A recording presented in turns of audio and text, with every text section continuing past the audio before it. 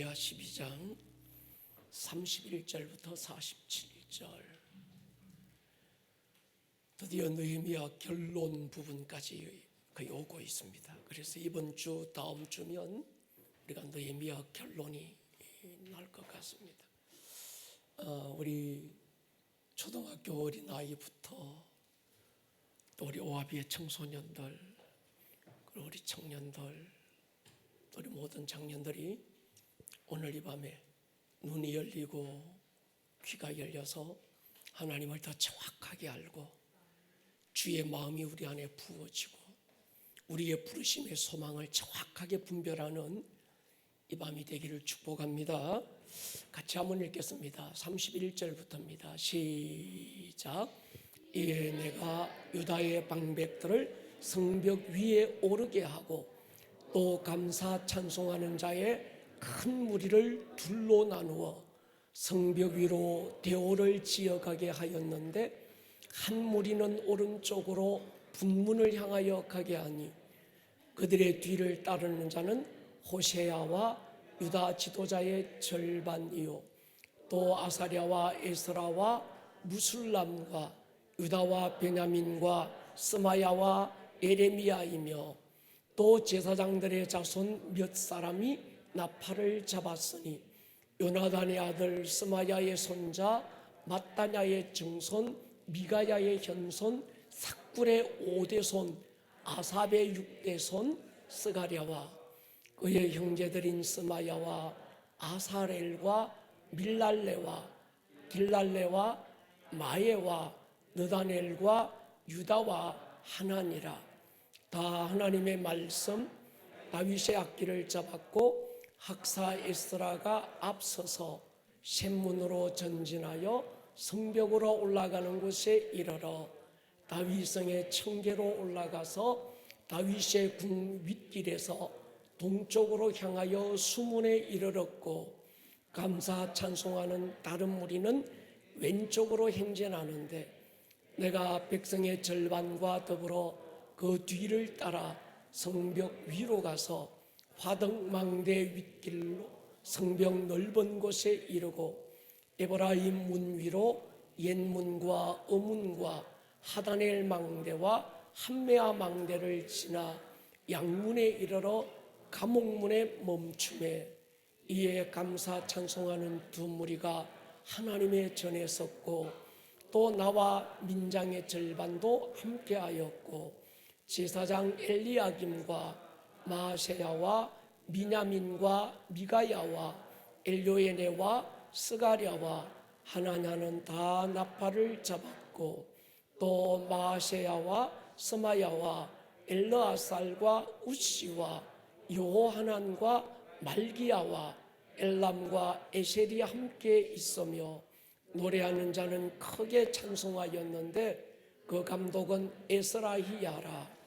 이날에 무리가 큰 제사를 드리고 심히 즐거워하였으니 이는 하나님이 크게 즐거워하게 하셨습니다. 부녀와 어린아이도 즐거워하였으므로 예루살렘이 즐거워하는 소리가 멀리 들렸느니라.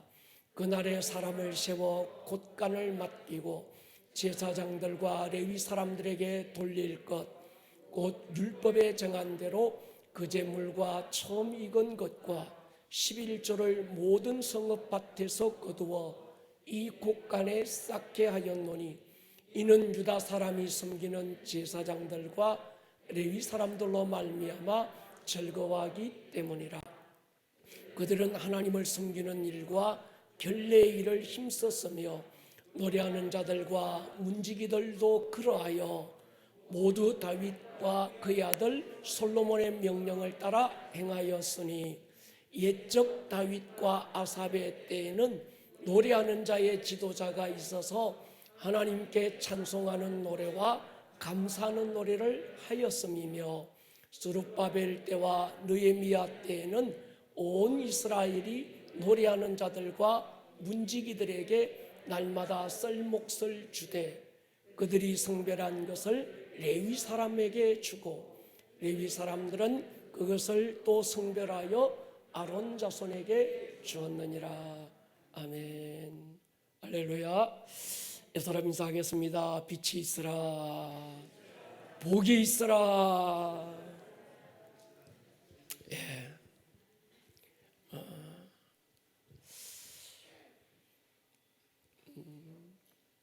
여러분, 우리 교회의 비전이 사도행전적 교회입니다. 사도행전적 교회, 사도행전적 평신도, 사도행전적 예배, 또 사도행전적 영성을 가진 그런 교회, 우리 교회의 부르심이기도 하고 우리 교회의 비전이기도 하고 우리 교회가 가진 핵심 가치가 바로 이런 교회입니다. 사도행전적 교회는 내가 누구냐라고 하는 정체성에서부터 시작이 되는 것 같아요. 여러분, 특별히 오늘 이 밤에 우리 아이들이 잘 들었으면 좋겠습니다. 특히 우리 예배자들이 잘 들었으면 좋겠어요. 인간이 우연히 진화된 존재라고 한다면 인간의 존엄성은 어디서도 발견될 길이 없습니다. 그냥 우연히 많은 하나님께서 창조하신 피조물 가운데 조금 더 진화된 존재, 짐승과 아메바와 뭔가 본질적으로 다른 것이 없는 매 한 가지가 되는 거죠. 그런데 인간이 창조되었다고 한다면 인간을 창조하신 하나님에게서 우리의 정체성을 찾아야 되는 거죠. 내가 왜 창조되었는지, 내가 창조된 목적이 뭔지, 내가 뭘 위해서 살아야 될지를 알게 되는 겁니다. 여러분이 마이크한테 야 마이크야 너 왜 창조됐냐, 네가 존재하는 목적이 뭐냐고 물어보면 이 마이크가 모릅니다.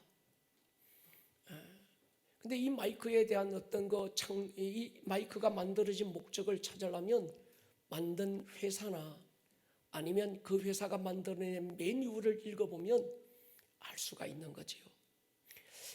인간의 정체성과 목적, 인간에게 아무리 물어봐야 지가 어떤 고상한 철학을 공부했든지 어떤 지식을 가졌든지 인간 자체는 그걸 모릅니다.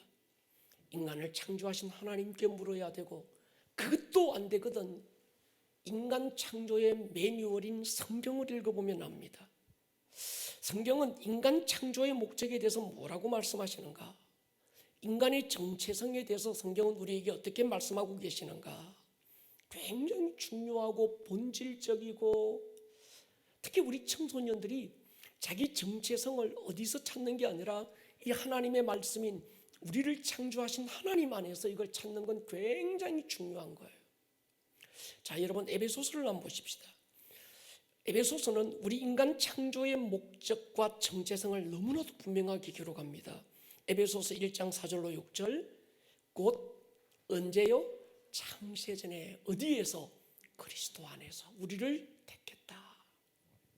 창세전에 하나님이 그리스도 안에서 우리를 선택했다. 우리로 사랑 안에서 뭐 하려고요?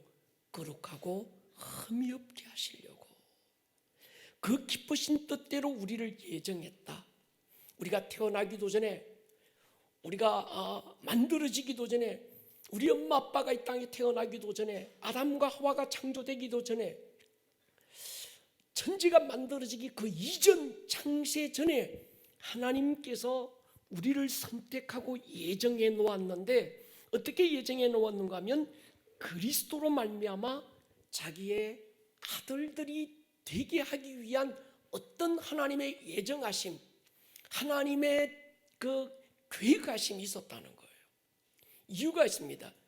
이는 그가 사랑하시는 자 안에서 우리에게 거저 주시는 바 그의 은혜의 영광을 찬송하려 하려는 것이다. 여러분, 우리가 어쩌다가 우연히 세상에 태어나 오늘 살고 있는 게 아니라 하나님께서 창세 전부터, 인간이 만들어지기 전, 천지가 창조되기 그 이전부터 하나님이 어떤 목적을 두고 우리를 선택했다는 거예요. 그리고 때가 돼서 엄마 아빠를 통해서 응애하고 태어나게 하셨다는 거예요. 좀 더 구체적으로는 사랑 안에서 거룩하고 흠이 없게 기쁘신 뜻대로 예수님 안에서 예정하셨다. 왜 예정하셨는가? 우리가 하나님의 아들들이 돼서 하나님의 영광을 찬송하게 하시려고. 할렐루야. 특별한 하나님의 형상으로 창조하셨다. 돼지는 돼지의 형상으로, 소는 소의 형상으로 창조했지만 인간은 하나님의 형상으로 특별하게 디자인되고 창조하신 목적이 뭔가 하면 우리가 그리스도 안에서 흠이 없고 거룩하게 돼서 하나님의 아들들로 삼아서 하나님의 영광의 찬송이 되게 하시려고. 동의하십니까? 이 일을 위해서 우리를 창조하셨고, 이 일을 이루기 위해서 예수님을 보내셨고, 그 아들을 십자가에 매달았고, 그 아들은 우리에게 성령을 보내주신 거예요. 그러니까 여러분, 우리가 이 성경에서 나의 어떤 정체성, 내 자아상을 정확하게 알고 나면 그저 내가 어쩌다가 이 땅에 태어나서 하다가 보니까 오늘 교회 나왔고 이게 아니라는 거예요.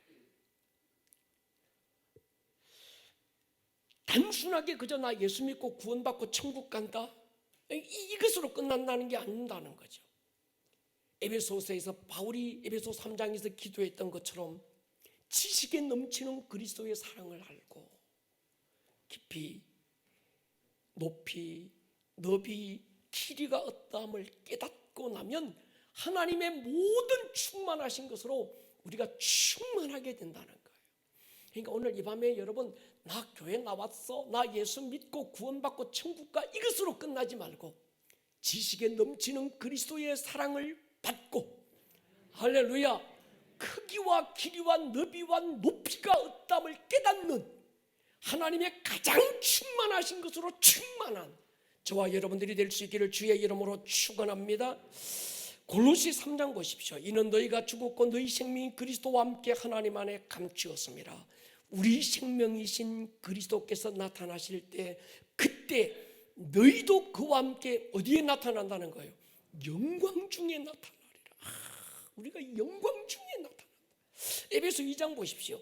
긍휼이 풍성하신 하나님이 우리를 사랑하신 그 큰 사랑을 인하여 허물로 죽은 우리를 그리스도와 함께 뭐했고? 살리셨고, 살린 것으로 끝나는 게 아니라 또 함께 일으키셨고, 그것으로 끝나는 게 아니라 그리스도 예수 안에서 함께 하늘에 앉히셨다.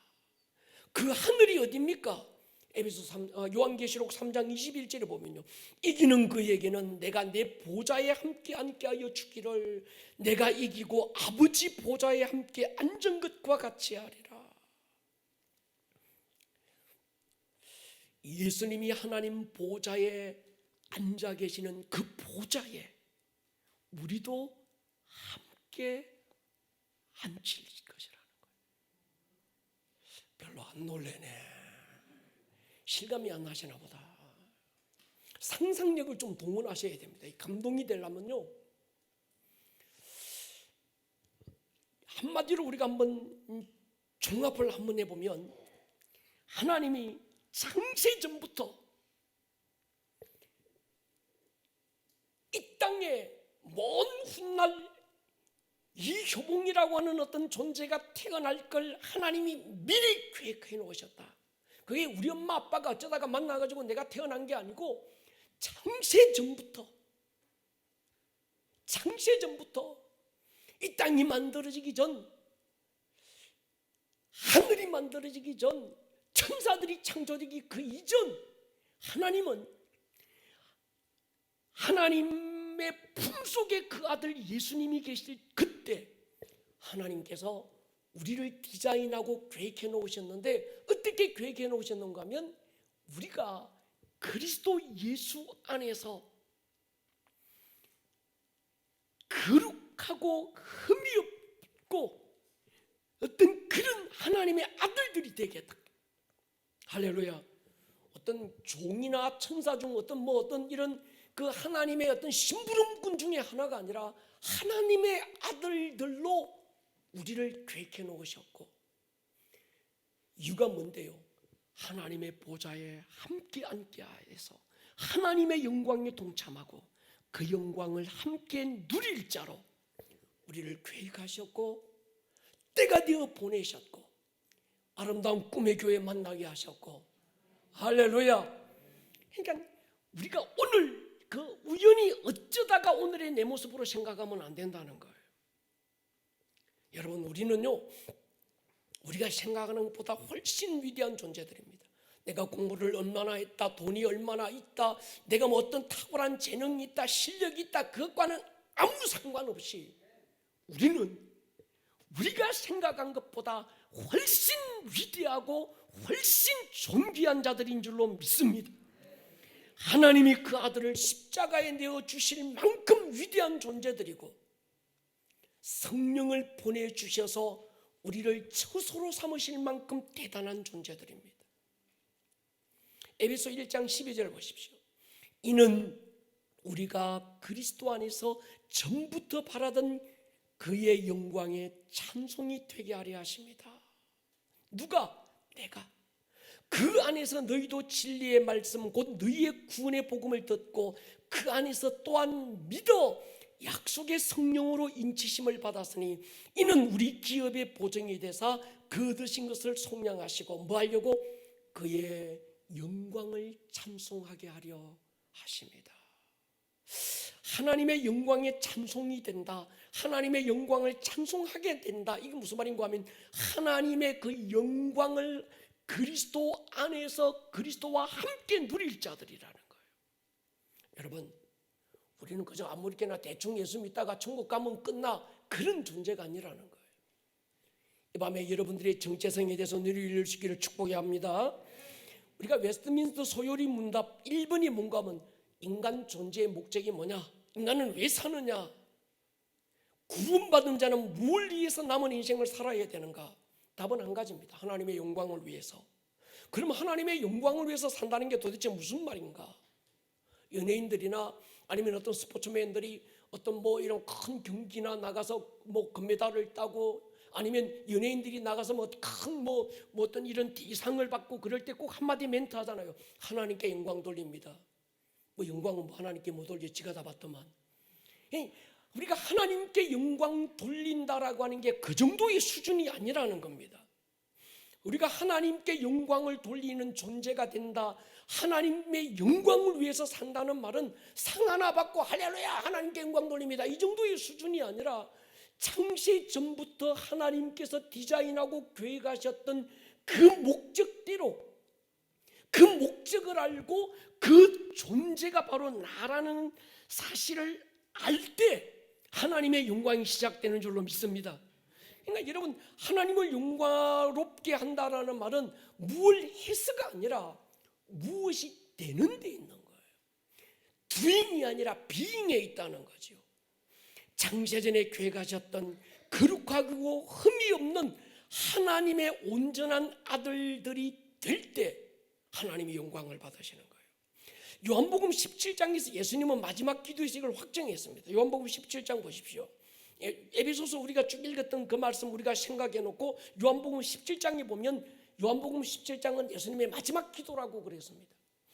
마지막 임종을 앞둔 예수님의 기도이기 때문에 남다른 권위가 있는 대제사장적 기도인데 예수님이 이걸 지금 확정하고 그러는 거예요. 뭐라고 기도하시는가 하면 내게 주신 영광을 내가, 예수님이 우리에게 주셨다는 거예요. 믿으시면 아멘 하십시다. 예수님에게 주신 그 영광을 우리에게도 주셨는데 이는 우리가 하나가 된 것 같이, 하나님과 예수님이 하나가 된 것 같이 그들도 예수님 안에서 하나가 되려고 하기 위함입니다. 곧 내가, 예수님이 우리 안에 있고 아버지께서 예수님 안에 계셔서 그들로 우리를 온전하게 이루어서 아까 전에 말씀하셨던 흠이 없고 거룩하게 하셔서 하나님의 아들들이 되게 하려 하면 그 말입니다. 아버지께서 나를 보내신 것과 또 나를 사랑하신 같이 그들도 사랑하신 것을 세상에 알려하려 합니다. 그리고 기도하면 아버지여 내게 주신 자도 어디에 있어? 나 있는 곳에 나와 함께 있어. 아버지께서 창세 전부터 나를 사랑하심으로 내게 주신 나의 영광을 그들로 보게 하여 주시기를 원합니다.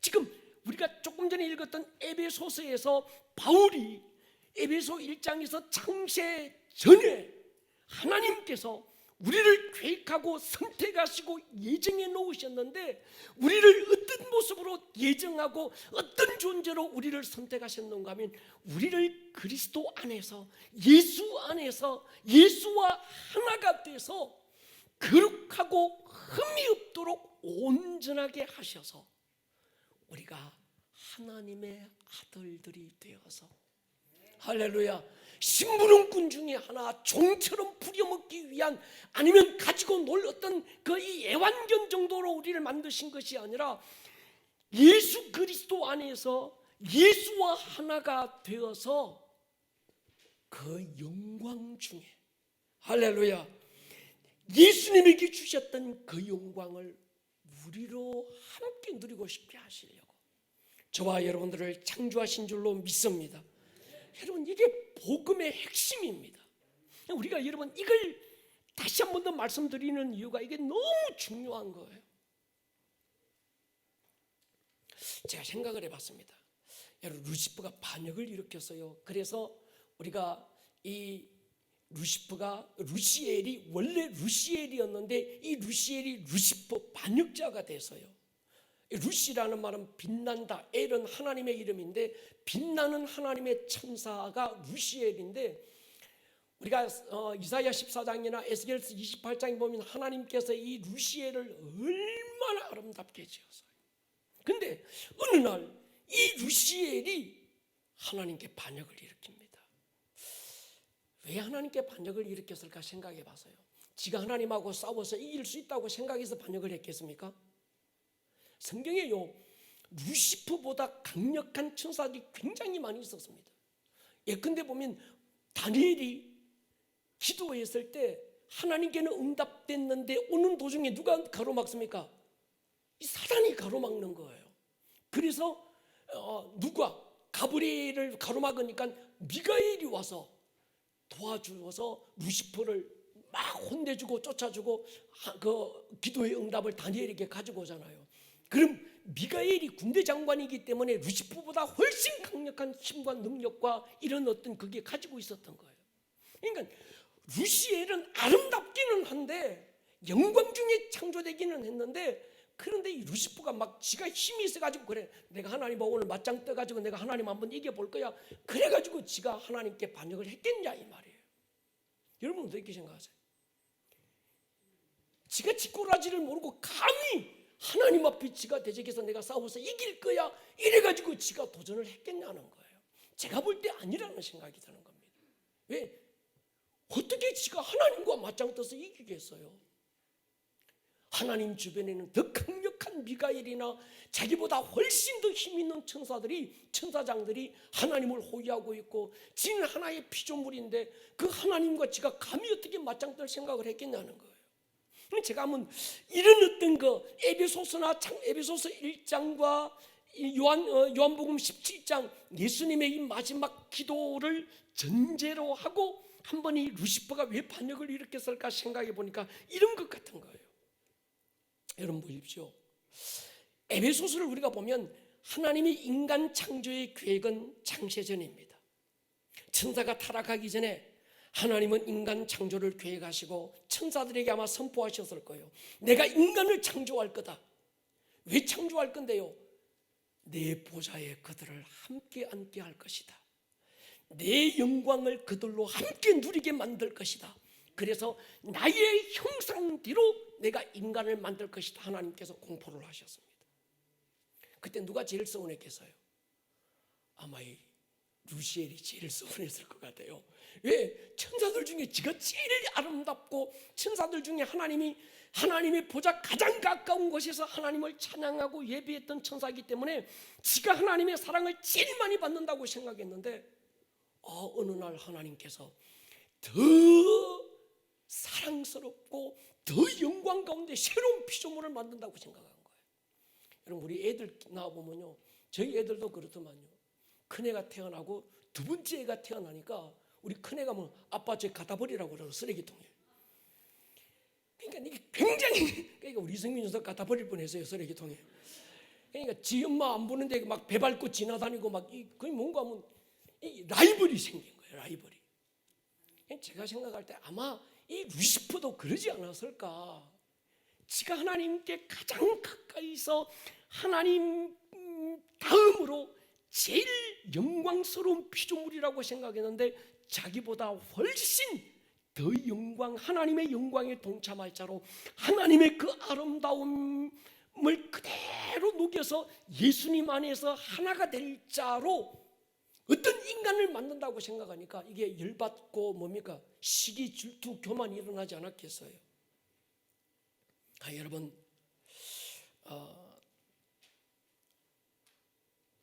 천사는 그랬을 겁니다. 나름 영광 중에 지원받은 천사장인데 하나님을 영화롭게 하고 영광 돌리는 건 이해가 되는데 내가 또 예수님 안에 우리가 하나가 되어져서 하나님의 영광의 찬송이 된다 그러면 지가 하나님을 찬양하는 건 이해가 되는데 인간 따까리로 또 살아야 된다고 생각하면 얼마나 기가 막혔겠냐는 거예요. 그러니까 아마 반역을 일으키지 않았을까, 용납하기 힘들지 않았을까. 그리고 천사는 이렇게 확정합니다. 히브리 1장 5절에 보십시오. 하나님께서 어느 때 천사 중 누구에게 너는 내 아들이라 오늘 내가 너를 낳았다 하셨으며 또다시 나는 그에게 아버지가 되고 그는 내게 아들이 되리라고 한 적이 어딨냐. 1장 14절에 보면 같이 읽겠습니다. 시작. 모든 천사들은 섬기는 영으로서 구원받을 상속자들을 하나님께서 천사를 왜 만들으셨는가? 구원받을. 다시 말씀드리면 에베소 1장으로 요한복음 17장으로 한번 돌아가 보면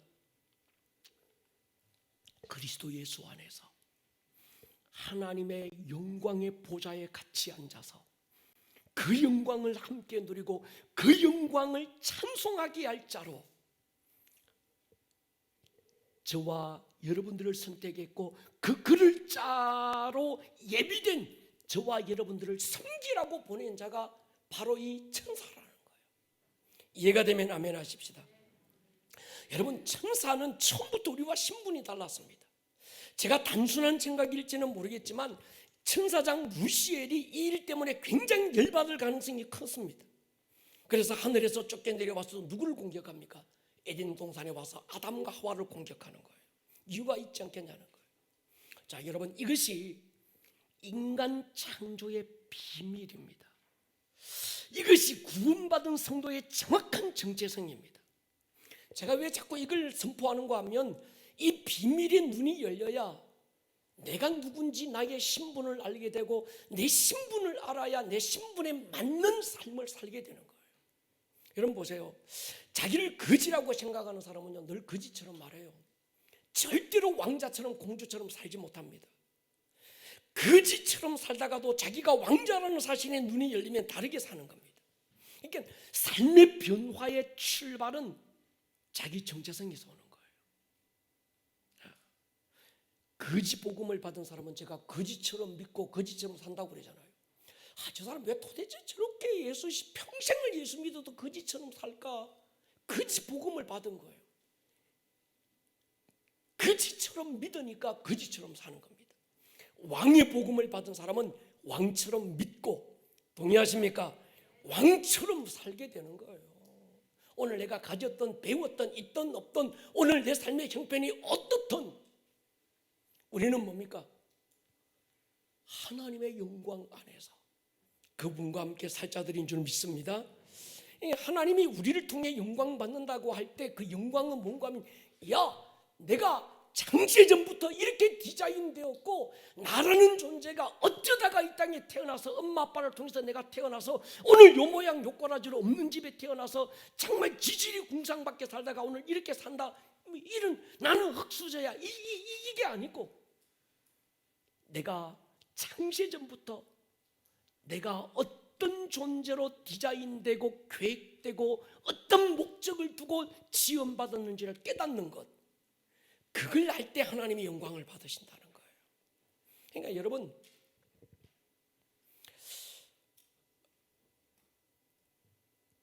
우리나라 보십시오.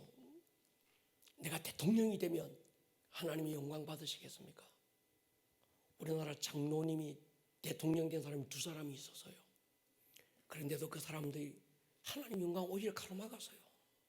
대통령 되고 나니까 한 사람은 전국에 있는 십자가 다 종탑 다 떼내고요.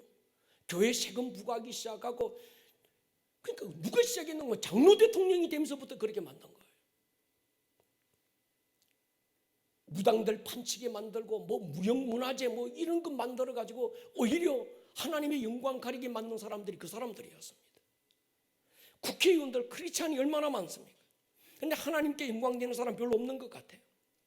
하나님께서 영광을 받으신다. 외산이 하나님의 영광을 돌리기 위해서 삽니다. 하나님을 영화롭게 하기 위해서 삽니다. 그건 내가 어떤 대회 나가지고 1등해서 트로피 들고 하나님께 영광 돌립니다. 하나님께 영광 돌려 지가 박수 다 받고 지가 다 스포트라이트 지 혼자 받고, 그렇지 하나님 그거 가지고 영광 받는 거 아닙니다. 지가 세상에 있는 모든 트로피 다 아주 받아가지고 하나님 앞에 막 하늘로 돌려보낸다고 그래가지고 하나님이 그래 내 영광 받았다 고맙다 이러겠냐는 거예요. 세상의 모든 것들이 하나님 것인데 하나님 영광 받는 게 아닙니다. 우리가 하나님께 영광을 돌린다, 하나님을 영화롭게 한다는 것에 대한 의미를 바르게 하셔야 돼요. 하나님께 영광을 돌린다라는 말은 내가, 얘들아 바라가시나야? 졸지 말고 지금 중요한 얘기하는데 옆에 한번 집어가주라. 응, 그래. 중요한 얘기하는 거야.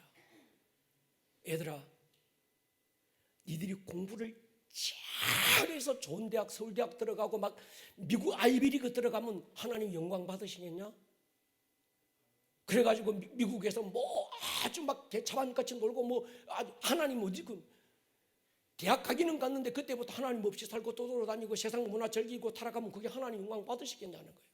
그게 들어가는 게 하나님께 영광 돌리는 게 아니고, 너희들이 하나님께 영광을 돌린다는 것은 공부를 얼마나 하든 못하든 얼굴이 이쁘든 안 이쁘든 부모님이 어떤 일을 하시든 안 하시든 집이 몇 평짜리 아파트든 그 아무 상관없이 너희들이 어떤 존재로 디자인되었고 너희들이 처음부터 어떤 존재들인지를 정확하게 알고, 할렐루야, 그대로 살려고 할 때 하나님이 영광 돌리시는 거예요.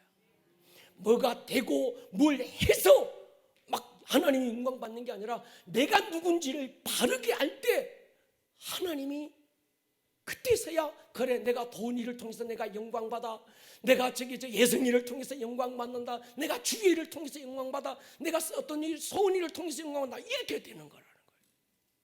이거 되면 아멘 하십시다. 다시 정리하겠습니다. 창세기 1장 4절로 5절 보십시오. 곧 언제, 빨리 띄워라. 창세기 1장 4절로 5절 없어? 예, 우리 보고 찾으라는 거예요. 창세기 1장 4절로 5절 찾으십시다.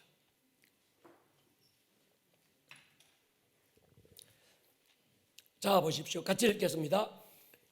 에베소 1장 4절로 5절, 에베소 1장 4절로 5절 그 앞으로 다시 넘어가 보십시다. 곧 창세 전에 어디에서? 그리스도 안에서 우리를 택하사 우리로 사랑 안에서 그 앞에 거룩하고 흠이 없게 하시려고 그 기쁘신 뜻대로 우리를 예정하사 예수 그리스도로 말미암아 자기의 뭐가 되게? 아들들이 되게 하려. 소은아, 네가 이렇게 만들어졌다니까. 아멘.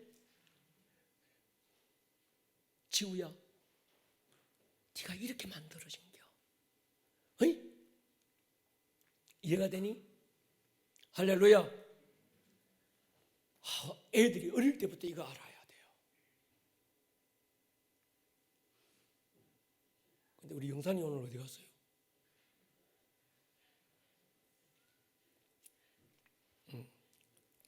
자 여러분, 아들들이 돼서 뭐 하게 하려고? 에베소 1장 6절에 이는 그가 사랑하시는 자 안에서 우리에게 거저 주시는 바 그의 은혜의 영광을 찬송하게 하시려고. 여러분 이 사실을 잊지 마시기를 축복합니다. 여기서 아들들이 되겠다 그러니까 뭐 딸들은 어떡합니까? 이게 어떤 뭐 남성 여성의 문제가 아니고 우리의 신분을 말하는 거예요. 더 정확하게는 장자, 상속자, 장자의 명분 그런 뜻입니다. 그러니까 여러분, 우리는 나 구원받고 예수 믿고 구원받아서 할렐루야 천당 갑니다, 이 개념을 넘어서야 되는 거예요. 여러분, 이 사실을 전제로 하고 느헤미야와 팔복을 읽어보면 굉장히 깊어지기 시작하는 거예요.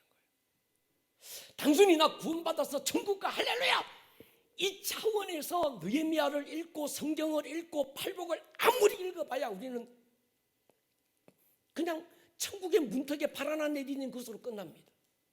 근데 에베소서 1장과 요한복음 17장의 예수님의 이 기도, 그러니까 에베소 1장에서 이걸 아무리 얘기해도 사람들이 못 알아듣으니까 그 뒤에 뭡니까? 에베소 1장에서 하나님 지혜와 계시의 영을 주셔서 저들로 하나님을 알게 해주십시오. 이 비밀을 알게 해주십시오. 마음의 눈을 밝혀주셔서 공부해서 배워서 아는 것도 아니고 하나님께서 저들에게 지혜와 계시의 영을 부어주고 마음의 눈을 밝혀주셔야 그제서야 부르심의 소망이 뭔지, 기업의 영광의 풍성함이 뭔지를 안다는 거예요. 할렐루야. 지극히 큰 하나님의 능력이 얼마나 우리에게 크게 베풀어졌는지를 안다는 거예요. 그래서 에베소 3장에서 바울은 지식에 넘치는 그리스도의 사랑을 알아, 크기와 너비와 높이와 길이가 어떠함을 알고 하나님의 충만하신 것으로 저희들이 충만하게 해주십시오. 그 충만해져야 우리가 뭡니까? 나 할렐루야 구원받아서 뭐 이 정도가 아니고 돈이 좀 없으면 없는 대로, 있으면 있는 대로, 배웠으면 배운 대로, 내가 좀 못났으면 못난 대로, 그것과는 아무 상관없이 나는 이런 존재구나 깨닫게 되어지는 거예요. 아멘 하십시다. 자, 여러분 보십시오. 느헤미야 한 사람의 부르심을 통해서 이스라엘 전체, 예루살렘 전체의 성벽이 리빌드 됩니다. 그리고 스룹바벨을 통해서 먼저 와서 성전이 세워졌지만 그 성전은 황폐되고 피폐되고 아무런 그 기능이 없었습니다. 그러니까 성벽이 리빌드되고 나니까 성전이 다시 세워졌고 성전 안에 모든 예배가 회복되는 과정이 느헤미야 안에 있습니다. 여러분, 부르심 받은 한 사람이 굉장히 중요합니다. 느헤미야처럼 하나님께서 나를 부르신 부름의 상을 향해서, 야, 하나님께서 나를 이렇게 부르시는구나. 그러니까 느헤미야는 왕의 술관을 맡은 왕의 아주 비서실장이라는 모든 직함과 직책, 안일한 삶을 뒤로하고 하나님의 부르심에 자기를 던지는 거예요. 하나님은요, 그 한 사람을 통해서 하나님의 역사를 이루시는 겁니다. 따라하십니다. 실력이 아니라, 다시 합시다. 실력이 아니라 부르심이다. 생존이 아니라 부르심이다. 여러분, 이걸 알고 나면 부르심이 얼마나 소중한지를 아는 거예요. 오늘 느헤미야 그 한 사람을 하나님이 찾으시는 것처럼 오늘 우리 가운데에서도 그 한 사람을 찾으시는 거예요.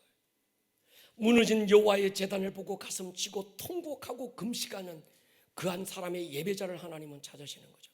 그러니까 우리가 보통 지금까지 느헤미야의 핵심 주제 하면 느헤미야의 리더십, 그래서 사람들은 그 오늘 이 시대 어떤 리더십이 중요한가를 찾기 위해서 느헤미야를 연구해서 거기서 리더십의 비밀을 찾아요. 어떤 사람은 성전 건축, 그래서 어떤 이 예루살렘 성벽 성전을 건축하는 그 과정을 찾기 위해서 느헤미야를 연구하고 공부하는 사람도 있습니다. 그런데 느헤미야의 모든 결론은 그런 게 아닙니다. 느헤미야의 총결론은 무너진 예배의 리빌더였습니다. 다시 지어 일으키고 싶었던 다윗의 장막의 재건, 이게 느헤미야의 핵심 주제죠. 처음 동생으로부터 예루살렘의 황폐함을 전해 들을 때 느헤미야가 얼마나 가슴이 뜨거웠는지 모릅니다. 그 뜨거워진 부르심을 시작으로 금식하고 기도하여 왕에게 나아가게 되고 왕의 허락과 지지를 받잖아요. 모든 것 뒤로하고 부르심을 따라 예루살렘에 왔는데 상황은 생각했던 것보다 훨씬 심각하고 난감했습니다. 안팎으로 원수가 공격해 왔고 온갖 루머가 거짓 술수들로 협박해 왔습니다. 가장 절친 서마야 제사장마저 등을 돌리고 두려움을 심어주면서 성소로 도망가라, 거기 숨어 있어야 네가 살 것이라고 말하면서 느헤미야를 곤란해 의도적으로 느헤미야를 공격에 빠뜨리잖아요. 근데 느헤미야의 열정은 사람 때문에 실망하고 내가 저를 얼마나 어떻게 믿었는데 지가 나를 이렇게 배신 때릴 수 있어. 인생은 뭐 왜 이런지 몰라 막 이러면서 자기를 자학하거나 인생을 비관하는 게 아니라 그는 부르심을 향해서 더 꺾이지 않고 달려가는 겁니다. 한 손에 연장 들고 한 손에 무기 들고 밤과 낮으로 교대하면서 사명의 길을 달려가는 거죠. 마지막으로 문짝 달고 공동체 안에 모든 권위의 질서를 다시 세웁니다. 그리고 레위인들 문지기들을 세우고 제사장 에스라를 통해서 말씀이 풀어졌고 수문 앞 광장에 회개의 부흥이 일어납니다. 초막절기를 통해 받은 은혜를 돌아보면서 두주묵 불끈 움켜진 결단을 하잖아요. 우리가 다시는 이 부끄러운 과거의 역사를 되풀이하지 말자. 리더들이 자원해서 예루살렘 성 안에 이주하기로 결정하고 제비 뽑아 10분의 1을 이주시키고 그 다음에 스스로 자원해서 예루살렘 성 안에 살기로 결정한 사람들을 축복합니다. 그리고 오늘 우리가 읽었던 대로 성벽 위로 모든 백성들을 데리고 올라가서 한쪽은 오른쪽으로 한쪽은 왼쪽으로 감사하는 노래, 찬송하는 노래를 부르면서 이 프레이드를 벌이잖아요. 하나님이 하셨다는 걸 만천하에 알립니다. 근데 그것으로 끝나지 않습니다. 우리가 일반적으로 보면 야 느헤미야가 할 일은 여기서 다 끝난 거야. 처음 부름 받았을 때 성벽을 재건하기 위해서 왔고 다 끝나고 지었으면 이젠 프레이드까지 하면서 하나님이 하셨습니다 할렐루야 그러면 끝나서 다 뭐 엔딩 됐다 끝났다 이렇게 생각할지 모르는데 느헤미야의 핵심 부르심은 그것으로 끝나는 게 아니라는 걸 아는 겁니다. 느헤미야는 제사장과 레위인들을 모아서 그들을 통해서 다윗의 장막을 재현해 나가요. 여러분 느헤미야의 핵심 부르심은 그저 성벽 만들고 성전을 다시 세우고 이게 아니고 무너졌던 다윗의 장막을 다시 일으키는 것이었습니다. 그래서 지금 느헤미야가 마지막으로 12장 13장에 보면 마지막으로 하는 일이 뭔가 하면 그의 가장 중요한 다윗의 장막을 다시 지어 일으키는 그 모습을 지금 보고 있는 거예요. 그래서 오늘 우리는 이 밤에 다윗의 장막에 대해서 정확하게 알 필요가 있습니다. 그래서 오늘 그리고 다음 주까지 이 다윗의 장막에 대해서 눈이 열려야 아름다운 꿈의 교회를 향한 하나님의 부르심이 뭔지를 알게 될 겁니다. 왜? 우리 교회가 처음 세워질 때부터 하나님은 사도행전적 교회를 우리에게 말씀하셨고 이 부르심과 이 비전 하나 가지고 달려왔는데 이 사도행전적 교회가 도대체 어떤 교회인가 보니까 다윗의 장막이더라는 거예요. 할렐루야. 사도행전적 예배자, 사도행전적 평신도가 어떤 사람인가? 바로 하포와 보를 들고 하나님 앞에 나와서 하나님 앞에 머무르는 그 사람들이라는 거예요. 그래서 우리가 오늘 이 다윗의 장막에 대해서 다시 한 번 더 돌아보고 우리 기도의 집에 다시 왕성하게 일어나는 시간이 될 수 있기를 축복합니다. 다윗의 장막은 두 가지 구조로 되어 있습니다. 하나는 성전과 하나는 성산입니다. 성전은 모여서 예배하는 처소를 말하고 성산은 성도들의 삶의 현장을 말합니다. 성전만으로 다윗의 장막이 될 수 없고 성산만으로 다윗의 장막이 될 수 없습니다. 다윗의 장막이 온전해지려면 우리가 모여서 하나님을 예배하는 이 성전과 또 성도들이 삶 속에서 벌어지는 모든 성도들의 삶의 현장이 하나가 되어지고 하나로 연결이 될 때 온전한 다윗의 장막이 될 수 있는 거예요. 성전을 섬기는 자를 레위인이라고 말하고 성산을 섬기는 자들을 유다인들이라 이렇게 말하는 겁니다. 그래서 다윗의 장막은 하나님을 예배하는 성전에서 하나님을 예배하는 예배자로 부름받은 레위인들과 그 다음에 성산 삶의 일터에서 하나님으로부터 다스리고 지배하고 정복하는 세상 속에서 하나님의 하나님 되심을 선포하고 하나님의 어떤 그 크심을 나타낼 수 있는 재물을 아니면 어떤 모든 삶의 환경 속에서 하나님의 영광을 선포할 수 있는 유다인들, 이 성전과 성산이 하나가 될 때 온전한 다윗의 장막이 될 수 있는 거예요. 성전에 대한 개념도 정확하게 할 필요가 있습니다. 성전은 건물이 아니라 하나님의 임재의 장소죠. 여러분 건물만 덩그러하게 있는데 그것이 하나님의 임재가 없어. 교회는 엄청 크고 시설은 화려하고 잘나고 똑똑한 뭐 강남의 최고의 어떤 사람들이 최고의 차를 타고 모여서 하나님을 예배하는 사람들 빡빡하게 있다고 할지라도 그것이 하나님의 임재가 없다면 그건 성전이 아닌 거지요. 두세 사람이 주의 이름으로 모인 곳이 성전인 줄로 믿습니다. 왜요? 그것에 주님이 임재하시는 것이기 때문에. 그래서 하나님은 하나님이 거하실 만한 어떤 건물을 찾는 게 아닙니다. 하나님이 거하시기에 합당한 건물이 없어서 하나님이 임재하지 않는 게 아닌 거지요. 시편 22편 3절 보십시오. 같이 한번 읽겠습니다. 시작. 이스라엘의 찬송 중에 계시는 주여 주는 그룹. 하나님이 어디 계시는가? 찬송 중에 계시는가? 동의하십니까? 마태복음 18장에 보면요, 두세 사람이 내 이름으로 모인 곳에 두세 사람이 주의 이름으로 모여서 뭐합니까? 하나님을 찬송하는 거죠. 그것이 어디든 그 현장에 주님이 임재하시고 주님이 임재하시는 그곳이 하나님의 성전인 줄로 믿습니다. 우리가 자꾸 성전하면 건물이라는 관념을 버려야 되는 거예요. 그래야 다윗의 장막을 정확하게 이해할 수가 있습니다. 하나님은 어떤 건물에 계시는 게 아닌 거지요. 솔로몬이 성전 지어놓고 열왕기상 그 8장에 보면 그렇게 기도하잖아요. 하늘과 하늘들의 하늘이라도 주를 용납할 수 없는데 하물며 내가 손으로 지은 이 성전 안에 하나님이 어떻게 계시겠냐는 거예요. 오늘 우리 비록 잘나고 대단한 사람 아닐지라도 세상으로 보기에, 그러나 우리가 찬송 중에 우리가 이곳에 모였을 때 하나님이 이곳에 임재하시고, 할렐루야, 이곳이 주의 성전인 줄로 믿습니다. 여러분, 우리 교회가 처음 새로운 시즌이 선포되면서 우리는 새로운 예배 처소를 주실 것이라고 기대했습니다. 그것이 새로운 시즌에 가장 하나님께서 우리에게 열어주시는 하나의 새로운 문이라고 생각했습니다. 그러면서 아파트 단지 안에 500평의 종교부지 대지를 구입했습니다. 그리고 구입하고 얼마 후에 코로나가 터지면서 하나님은 하박국을 통해서 전혀 우리가 생각하지 못했던 부흥을 선포하게 하셨고, 그것이 건물을 통해서 많은 사람들이 모이는 부흥이 아니고 예배와 기도와 예배라고 하는 본질적인 부흥, 기도의 집에 하나님이 우리에게 문을 열어주신 거죠. 그래서 우리가 그 사실을 알고 당회는 장로님들과 함께 적시로 순종해서 매입한 땅을 팔기로 결정하고 우리의 다음 세대를 위해서 지금의 교회에 가까운 곳에 우리의 학교 교육관을 건축하기로 방향을 바꾸었습니다. 여러분, 하나님 없는 교육 때문에 우리의 다음 세대들이 지금 교회 안에서 씨가 말라갑니다. 우리 교회에 와보면 아침부터 저녁까지 애들이 바글바글하고 막, 제가 어떤 때는 저도 막 정신 하나도 없어요. 목양실에 앉아보면 이게 또 좀 시끄럽습니까? 아침부터 오후 늦게까지 계속 이게 북치고 장구치고 두들기고 애들 왔다 갔다 떠들고 뭐 정신 하나도 없어요. 그런데도 굉장히 좋습니다. 교회 안에 아이들의 이 웃음소리가 끊어지지 않는다는 것보다 더 큰 복이 어디 있겠냐는 거예요. 할렐루야.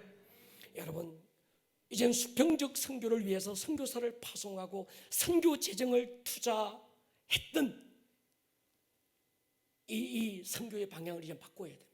한국 교회 보십시오. 불과 100년 만에 한국 교회는요, 세계 선교 강국이라는 이름을 얻었습니다. 개척 교회가 세워지면 제일 먼저 하는 일이, 아직 자기 교회 자립도 안 되면서 우리는 선교사 파송한다. 그래서 우리 교회는 선교사 몇 명 파송했고 이게 자랑입니다. 우리는 뭐 아프리카에 교회 몇 개 지었고 이게 그 교회의 자랑이었어요. 그러니까 모든 힘들을, 교회가 가진 에너지의 거의 모든 힘들을 어디에 쏟아놓은 거면 수평적 선교에 지금까지 우리 한국 교회는 쏟았습니다. 그 결과 수평 선교에 대한 강국이라는 이름을 얻었습니다. 그래서 전 세계 아프리카 오지에도요, 대한민국 선교사님이 안 간 곳이 없습니다. 선교지의 마지막까지 그 자리를 지키는 분들이 한국 선교사님들. 끈기도 있고요, 참 대단합니다. 그런데 결과 우리의 다음 세대는 죽어가고 있어요. 여호수아가 수평적 정복을 위해서 온 힘을 쏟고 나니까 그 다음 세대는 하나님을 모르는 다른 세대가 돼버린 것처럼 오늘 시대 한국교회 다음 세대는 다음 세대가 아니라 전혀 다른 세대가 돼버린 거예요. 캠퍼스 안에 기독교 동아리들이 다 사라지고 말았습니다. 초토화되고 이단들이 다 판을 치고 있습니다. 한국의 가장 큰 교단이 통계를 냈는데 주일학교가 없는 교회가 70%가 넘었었습니다. 하나님이 가장 미워하는 동성애 낙태법은 국회에서 입법이 돼서 추진되고 있고, 교과서마다 인권이라는 포장으로 동성애가 실리면서 그것이 마치 어떤 또 하나의 진리인 것처럼 아이들에게 가르쳐지고, 아이들의 모든 가치관을 하나님 없는 가치관에 포커스 만들게 하는, 성경은 이제 다 가짜가 돼버린 거예요. 그래서 우리 교회는 이 코로나가 우리 교회에 다시 모든 거품을 걷어내고, 금물이 교회가 아니라 정말 우리의 다음 세대를 살리는 우리의 본질적인 교회의 본질의 모습으로 돌아가자. 이래서 우리 교회는 이제 우리의 다음 세대들에게 수평적 선교를 위해서 우리가 선교 재정을 쏟고 선교사를 파송하고 모든 힘을 돌렸던 것처럼, 이젠 우리 모든 대한민국의 교회들이 수직적 선교, 우리의 다음 세대의 선교를 위해서 힘과 재정을 쏟아야 될 줄로 믿습니다. 우리 다음 세대를 되찾아오기 위해서 선교사 파송하는 그런 시대가 되어야 되는 거예요. 우리 교회는 건축을 안 하는 게 아니라, 목사님 그럼 우리 교회는 건축 안 합니까? 건축을 안 하는 게 아니라 방향을 전환하는 겁니다. 예배당 크게 지어가지고 많은 사람들이 모이고, 이게 아니라 정말 본질적인 우리의 다음 세대들을 살리고, 이 아이들이 우리 교회 안에서 아름다운 예배자로 세워지기 위해서 교육관을 건축해서 여기에 학교를 만들고, 할렐루야. 그래서 우리 아이들을 세워나가는 일들을 하기로 우리 당회가, 우리 교회가 방향을 다시 수정한 겁니다. 여러분, 느헤미야 11장에서 예루살렘 성 안에 머물 자들, 성 밖에 머물 자들을 구분합니다. 성 안에 머물 자들은 레위인과 제사장들이죠. 이들은 예배를 위해서 전적 헌신을 결단하고 부름받은 자들. 그 다음에 성 밖에 거주하는 자들이 있는데, 이들은 성전이 아니라 성산에 머물 자들입니다. 이들은 삶의 현장에서 열심히 사업하고 농사짓고 일해서 성전에서 예배를 섬기고 있는 레위인들을 섬기기 위해서 자기들의 11조를 구분하는 사람들, 이들을 우리는 유다인들이라 이렇게 말하죠. 그러니까 이들은 세상에서 다스리고 지배하고 정박할 권세와 돌파의 능력을 받은 자들입니다. 그래서 성전과 성산, 느헤미야가 큰 성벽을 이비달고 난 다음에 성벽 안에 머물 자들, 레위인들과 성벽 밖에 머물 자들, 유다인들, 어떻게 그래서 성전과 성산을 정확하게 구분하고 이들이 서로 연결되어져서 다윗의 장막을 지금 다시 이렇게 가는 모습으로 이렇게 보여주고 있는 거예요. 할렐루야. 자, 여기서 보십시오. 기도의 집에서 반드시 정례될 두 가지가 있습니다. 하나는 모세의 성막과 다윗의 장막이고, 또 하나는 하나님의 나라라는 주제인데, 이 하나님의 나라는 너무 중요해서 다음 금요철야 때 우리가 다시 한번 하기로 하고, 오늘 모세의 성막과 다윗의 장막이 됐으면 우리가 공부를 한번 했으면 좋겠습니다. 역대상 16장 보십시오. 37절 38절은 아삽이 중심이 돼서 다윗의 장막의 기능이 지금 세워지는 거예요. 같이 한번 읽을게요. 시작. 다윗이 아삽과 그의 형제를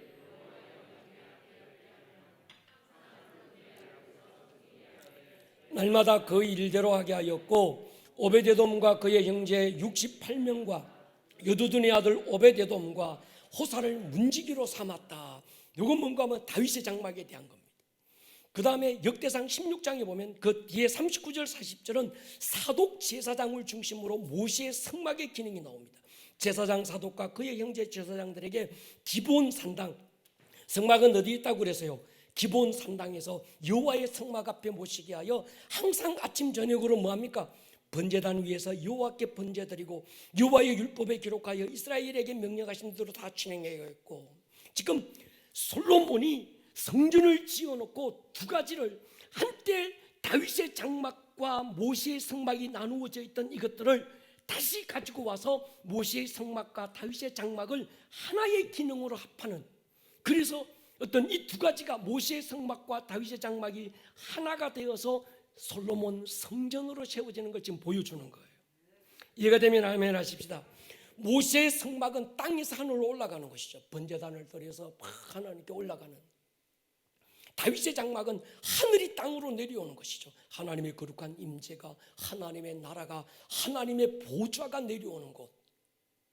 이 두 기능이 합해질 때 온전한 성전이 되더라. 솔로몬의 성전이 된 거예요. 자, 지금 다시 보십시다.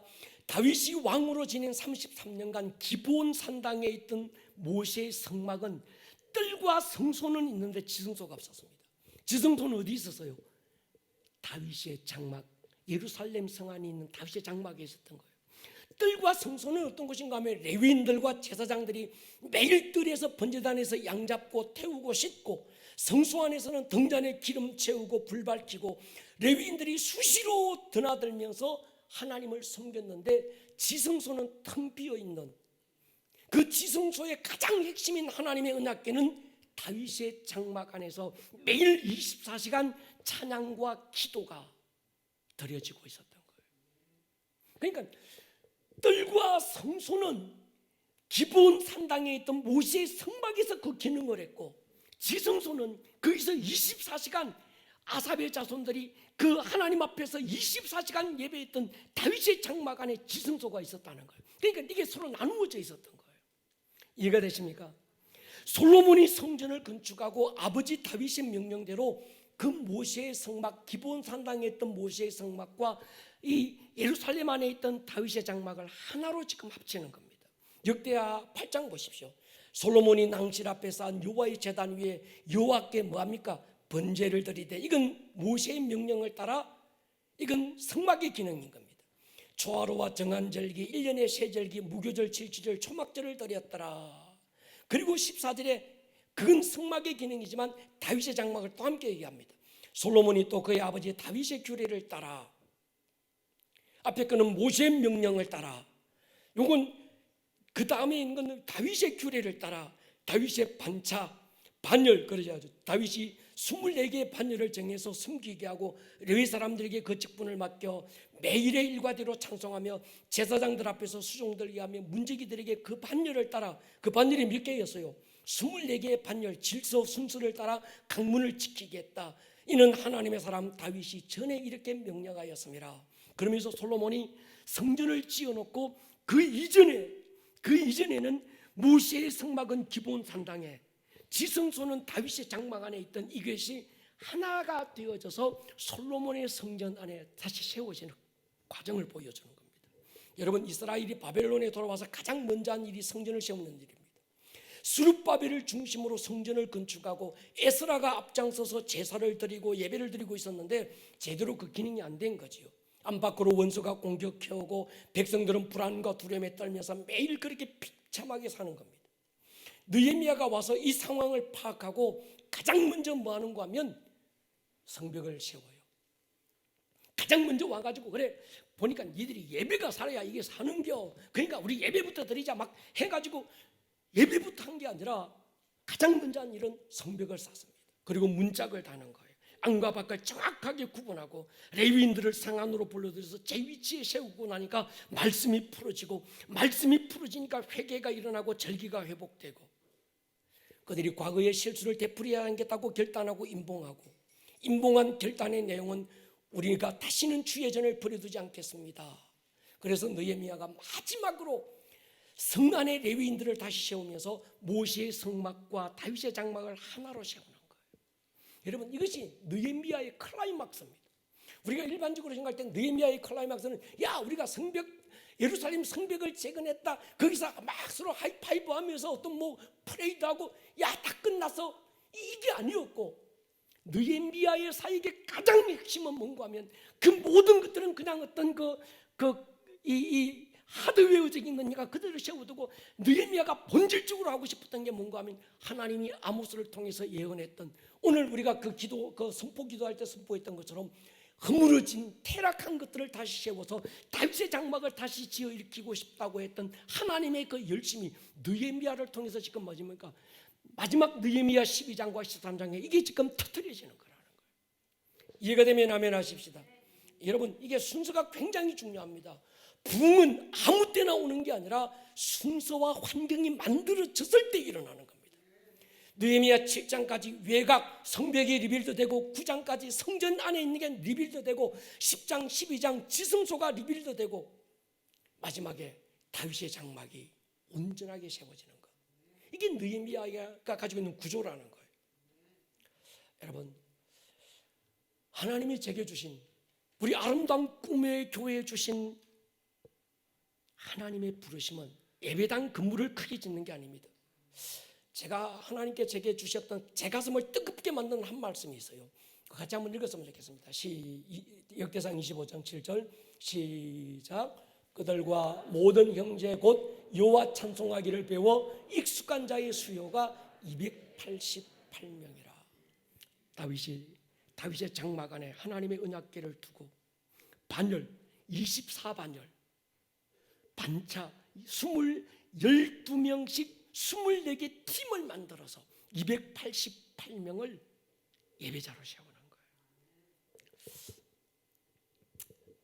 요즘 제가 그런 기도하고 있습니다. 말도 안 되는 기도인 것 같지만 하나님, 제가 언제까지 하나님 이 목회자가 목사로 아름다운 꿈의 교회를 섬기게 될지 모르겠지만 하나님, 남은 제 목회의 어떤 이 달려갈 길, 내게 288명의 예배자를 주십시오. 할렐루야. 우리의 다음 세대들 288명을 예배자로 세우는 겁니다. 그래서 그런 꿈을 꾸어봤어요. 우리가 이 오봉산 자락 교회 가까운 데다가 우리 교육관을 짓고 학교를 짓고, 거기 어떤 한 공간 안에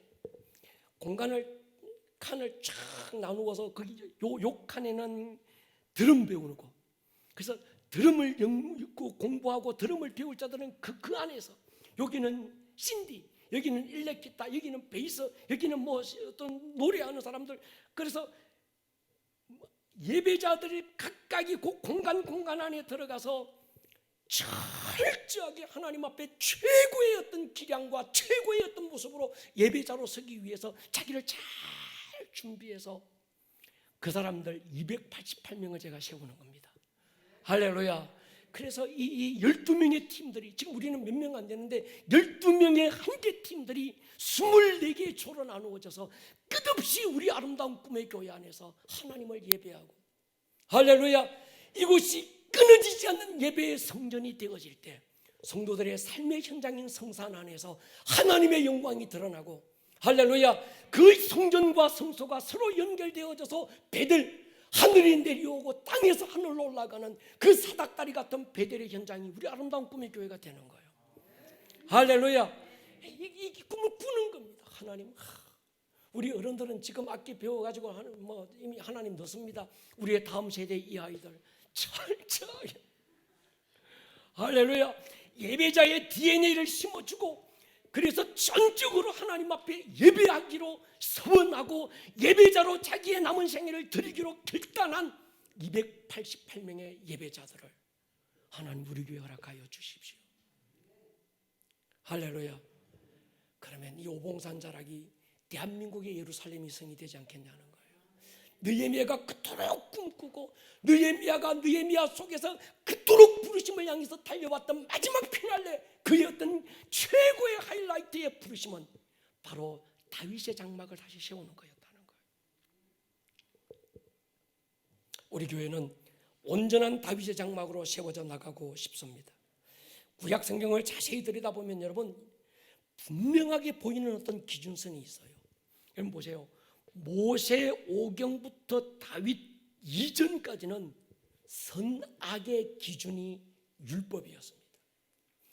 율법을 지켰느냐 안 지켰느냐가 그 사람이 선하냐 악하냐로 결정되는 거예요. 그런데 여러분, 열왕기상하, 역대상하는 역대 왕들의 선과 악을 평가하는 것이 열왕기상하, 역대상하입니다. 그런데 그 평가하는 기준이 율법이 아닙니다. 평가하는 기준은요, 다윗의 규례를 따랐느냐 안 했느냐는 거예요. 다윗의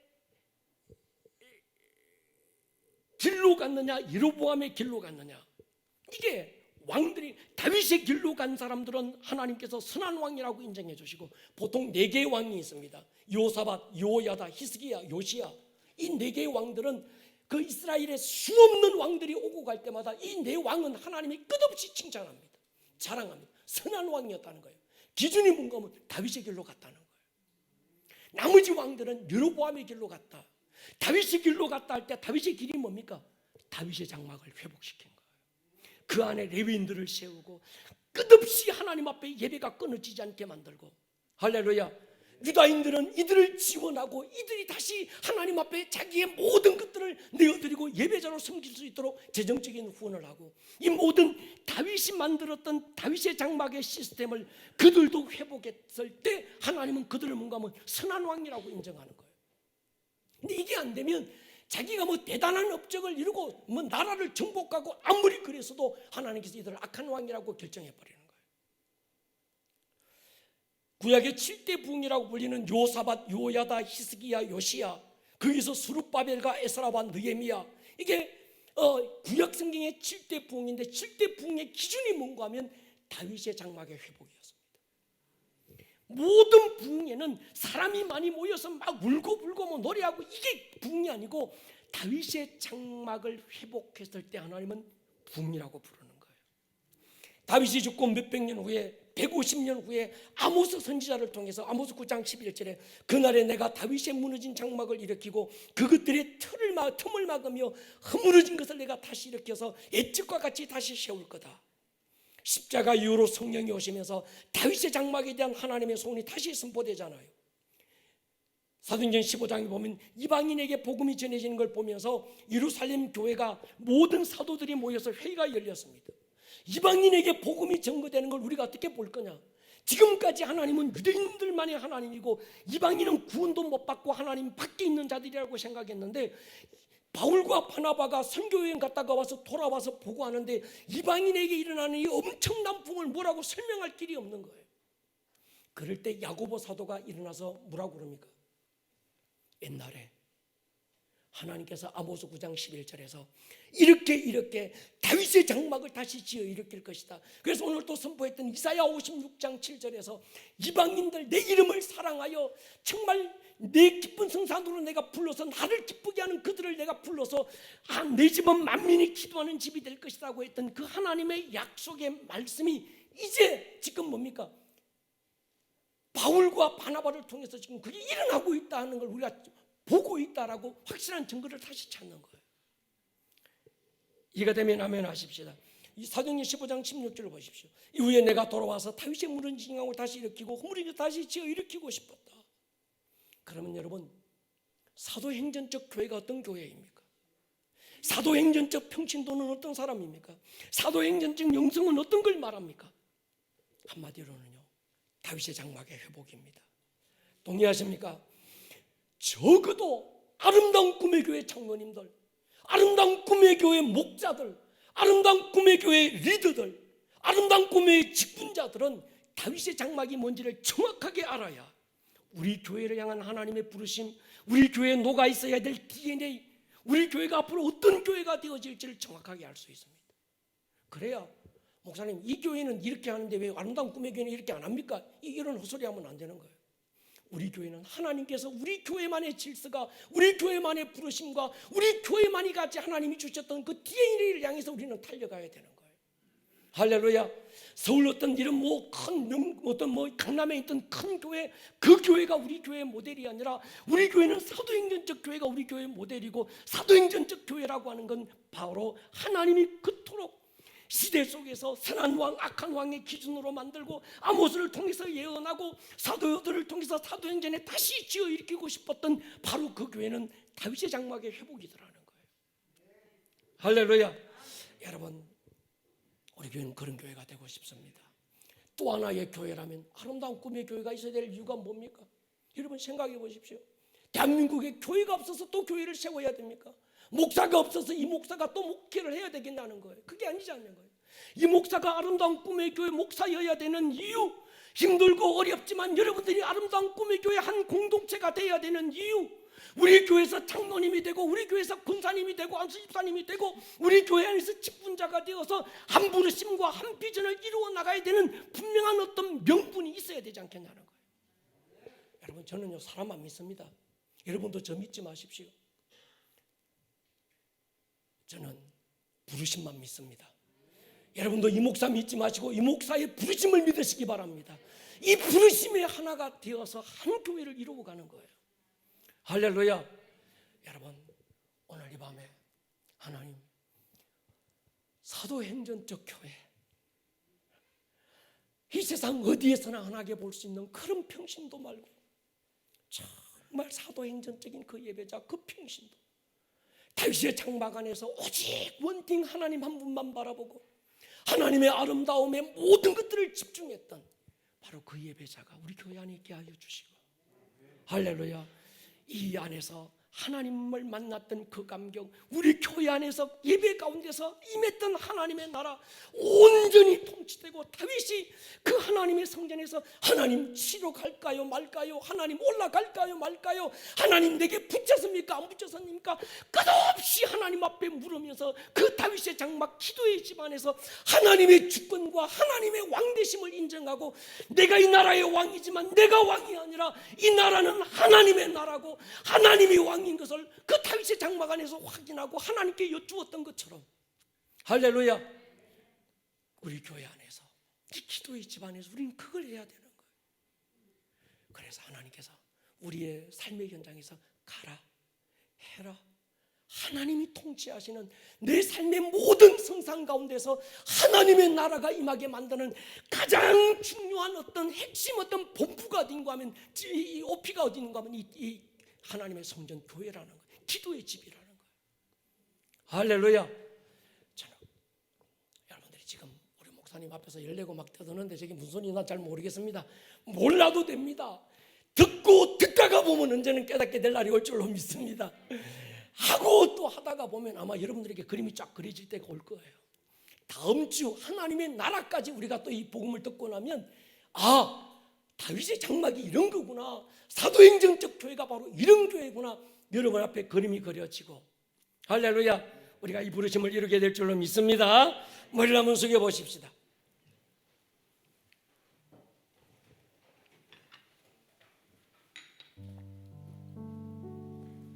사랑하는 여러분, 단순하게 나 구원받아서요, 나 전당 갈 거예요, 전당 갈 수 있나 없나, 나 정말 구원받았나 안 받았나, 구원의 확신이 있나 없나, 어떤 이 정도 수준 가지고 지금 우리가 그 얘기할 그런 교회가 아닙니다. 우리는 영광에서 영광으로, 은혜 위에 은혜로, 믿음에서 또 믿음으로 행진해 나가야 될 자들인 줄로 믿습니다. 하나님, 우리 교회 주님이 그토록 인간을 창조하기 이전 그 하나님의 나라에서 하나님의 온전한 영광이 제한받지 않고 나타났던 그때의 모습, 그것이 다윗의 장막이었습니다. 그것이 바로 우리 교회여야 합니다. 주님, 우리 교회 그런 교회가 되게 해주십시오. 온전한 다윗의 장막의 회복, 주님이 타락한 것을 다시 메우고 갈라지고 틈이 있는 것들 다시 세워서 무너진 다윗의 장막을 내가 다시 지어 일으키고 싶다. 역사 가운데 히스기야가, 역사 가운데 요시야가, 역사 가운데 여호사밧이, 역사 가운데 느헤미야가, 역사 가운데 스룹바벨이, 에스라가 다윗의 장막에 대한 열망을 가지고 부르심을 향해서 달려가고 결국은 그 일을 이루었을 때 하나님이 부흥이라고 노래하셨던 것처럼, 하나님, 사람의 부흥을 부흥이라 말하지 않게 해주십시오. 온전한 다윗의 장막의 회복이 마지막 때 주님이 보고 싶었던 그 교회의 모습이고 그 부흥인 줄 믿고 우리 교회가 바로 그런 교회가 되기 원합니다. 주님, 이 성전 안에 하나님의 나라가 임하기를 원합니다. 이곳에서 예배하고 찬송하고 예배할 때 하나님의 주권이 세워지고 하나님의 통치가 만들어지고 하나님의 질서가 세워지고 그 힘으로 우리의 삶의 현장에서 성산 속에서 하나님의 나라가 임하게 하는 그런 교회가 되게 해주십시오. 만민이 기도하는 집이 되기 원합니다. 온전한 다윗의 장막의 회복, 사도행전적 교회, 주님,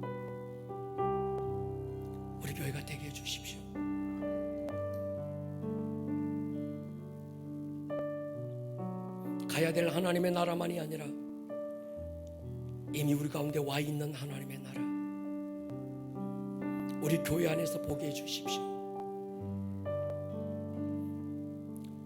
여러분, 다윗의 장막에 온전한 그림이 그려지지 않을지라도 이것이 주님의 소원이고 하나님의 열심이고 그토록 하나님이 다시 지어일으키고 싶었던 하나님의 소원이라면 여러분, 그런 교회 하나 세워야 되지 않겠습니까? 우리 교회가 그 교회가 되어야 되지 않겠습니까? 우리는 그 일에 부르심받은 자들이 아니겠습니까? 주님, 이 사명을 온전히 다하는 교회가 되게 해주십시오. 온전한 다윗의 장막의 회복이 우리 교회 가운데 일어나게 해주십시오. 우리 시간 한번 통성으로 우리 교회를 두고 기도할까요? 주님, 사람이 통치하고 교리가 지배하고 어떤 세상의 어떤 논리가 지배하는 교회가 아니라 하나님의 나라가 임하고 하나님이 통치하시는 교회가 되게 해주십시오. 온전한 다윗의 장막의 회복이 우리 교회 가운데 일어나게 해주십시오. 소리내서 우리 통성으로 한번 기도하고 나가기 원합니다. 기도하겠습니다.